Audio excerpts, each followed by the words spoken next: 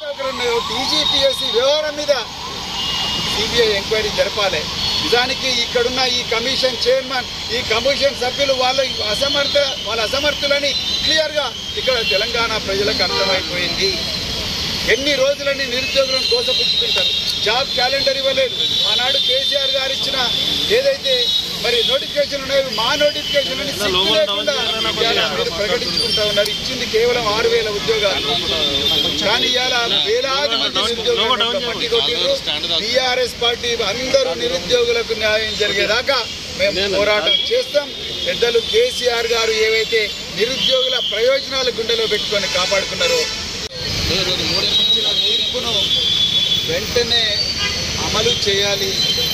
ఈ group 1 examination మళ్ళీ రద్దు చేసి మళ్ళీ కండక్ట్ చేయాలి అని చెప్పి ఈరోజు భారత రాష్ట్ర సమితి తరఫున సీనియర్ నాయకులు ఎమ్మెల్సీ డాక్టర్ దాసోజీ శ్రవణ్ గారి నాయకత్వంలో నేను అదేవిధంగా టీఆర్ఎస్ నాయకులు మిగతా సీనియర్ నాయకులు అందరూ కూడా కలిసి మరి ఈరోజు టీఎస్పీఎస్సీ టీజీపీఎస్సీ ఆఫీస్లో కూడా రిప్రజెంటేషన్ ఇవ్వడం జరిగింది.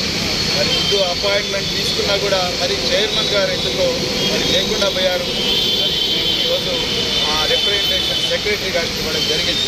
నిజానికి ఈరోజు రేవంత్ రెడ్డి ప్రభుత్వం అసమర్థ పాలనకు ఇది ఒక తార్కాణం. ఈ గ్రూప్ 1 ఎగ్జామినేషన్ అనేది కేవలం సోనియా టీఎస్సీలో ఉన్నటువంటి నియమ నిబంధనలన్నీ కూడా తుంగలో తొక్కి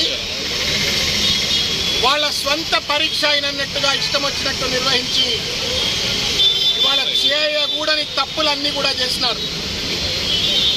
నిన్న హైకోర్టు వాళ్ళకి చేతులు ఎత్తి దండం పెట్టాలా, వాళ్ళ కాళ్ళు కడిగి దండం పెట్టాలనిపిస్తూ ఉంది హైకోర్టు వారికి.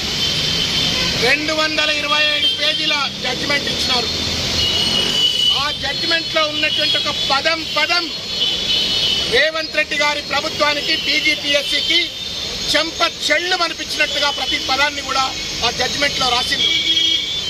మానవత్వం ఉన్నటువంటి ఏ మంత్రి అయినా, ముఖ్యమంత్రి అయినా, ఐఏఎస్ ఆఫీసర్ అయినా, బ్యూరోక్రాట్ అయినా ఒకసారి ఆ జడ్జిమెంట్ చదివిన తర్వాత మాట మాట్లాడకుండా హైకోర్టు తీర్పును వెంటనే అమలు చేస్తూ మొత్తానికి గ్రూప్ 1 పరీక్షను మళ్ళా రీకండక్ట్ చేయవలసిన అవసరం ఉంది.